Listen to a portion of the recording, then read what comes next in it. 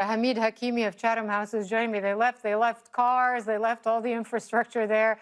Hameed Hakimi was previously an international advisor for policy and capacity development at the Afghan Foreign Ministry in Kabul. Thanks for joining us from London, Hameed. Well, what Thank now you. for Afghanistan? I mean, if it's up now to the government and the Afghan army to continue this fight against the Taliban that is rapidly advancing by the day, what are the hopes there for them? I think in one word, it's uncertainty for sure. But also, I think as we from the Western corridors look at the situation in Afghanistan through our screens mostly, and I know you're reporters on the ground, the situation is really fluid. And I think it also demonstrates a few things. One, that the United States intervention, invasion, whatever you word it as, was Yeah. never about the Afghan lives. It wasn't about Afghanistan. It was about the United States priorities, which sometimes it communicated clearly, other times it was contradictory, even to the soldiers who were on the ground fighting. For the Taliban, I think they were the only party to the conflict that have remained steady with their, focus on this notion of getting rid of the foreign forces.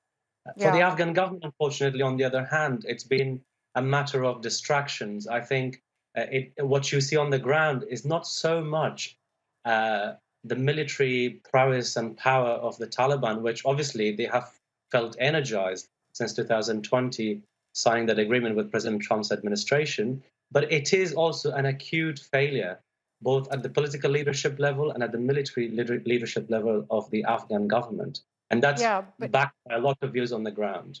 but what is Afghanistan going to look like in 6 months, a year or so, when they're taking districts where they're regressing in terms of imposing their version of Sharia law, in terms of women's rights? And there was a great article in The Guardian today on one particular district where a public flogging of a woman took place because she was accused of adultery.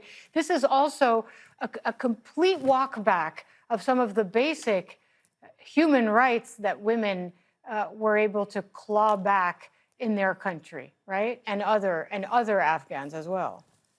Well, I see. Of course, these are horrific things to witness, but unfortunately, we also have to ask the Taliban's enablement has happened largely because the United States, knowing all of these things that the Taliban are up to, they haven't started this today. They haven't started this in in the last couple of years. They've been consistent in their approach to the way they rule. The Taliban's behavior was documented, and the United States knew this very well, and they still went and got into this agreement. And I think what the pullout looks like, the military pullout, in my view, is quite personal view. I think is quite irresponsible because it leaves a vacuum. Nobody in Afghanistan that I've spoken to have been supportive of a military occupation or presence. But obviously, there are a lot of people who feel that the way that the United States have behaved with complete disregard for the way that they've left the country or leaving, that is the problem.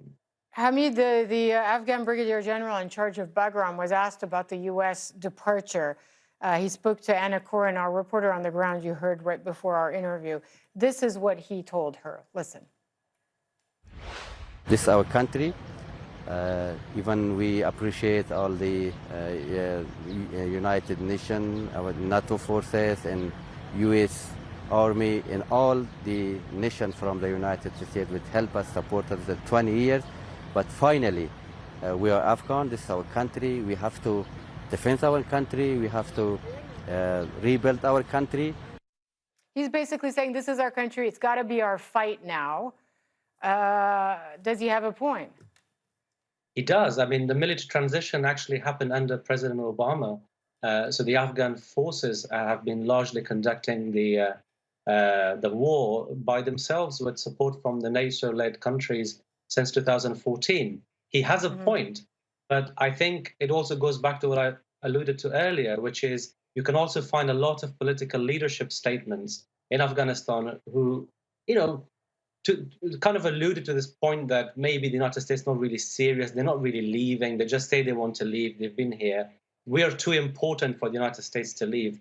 I think only time can tell that. But as things stand, we are facing a complete period of uncertainty that even by the standards of the war in But Afghanistan, which I've has got to. stand for 79. It's very uncertain. There's so much to talk about here, but what choice does the U.S. have? I mean, the U.S., before it was the Soviet Union, before it was another occupier. Afghanistan has not worked out for these giant superpowers. And the U.S. felt, how much more can we continue to spend in money? Can we continue to sacrifice in lives when this is not a country we're going to be able to turn into this kind of fantasy vision of a functioning democracy, with the Taliban still very much breathing down everyone's neck. So the U.S. basically said, we're done. It's been 20 years. It didn't work out. We've got to leave now. What other option do you think they had? I think they have a lot of options, not least because of their leverage on the political sphere. In fact, they were the ones who brought the Taliban to the negotiating table. Of course, there's an argument about the forever war that is very ripe in the United States. But let's not forget, US Ambassador Khalilzad said that the United States entered Afghanistan without asking anybody, and it's going to leave without asking anyone's permission. And that actually sums up the US attitude to this conflict, you know. So I think to say that somehow it's now the problem and the fault of the Afghans or the region or any particular country, that there is a conflict and it's not fixing up, and the United States has nothing to do with this, they just tried to fix it, I think that's very simplistic and perhaps a bit unethical. Okay. Although that's not necessarily my position. I'm presenting the position of those people who support this move. Hameed Hakimi of Chatham House, thank you so much for joining us. We really appreciate your analysis and your thoughts.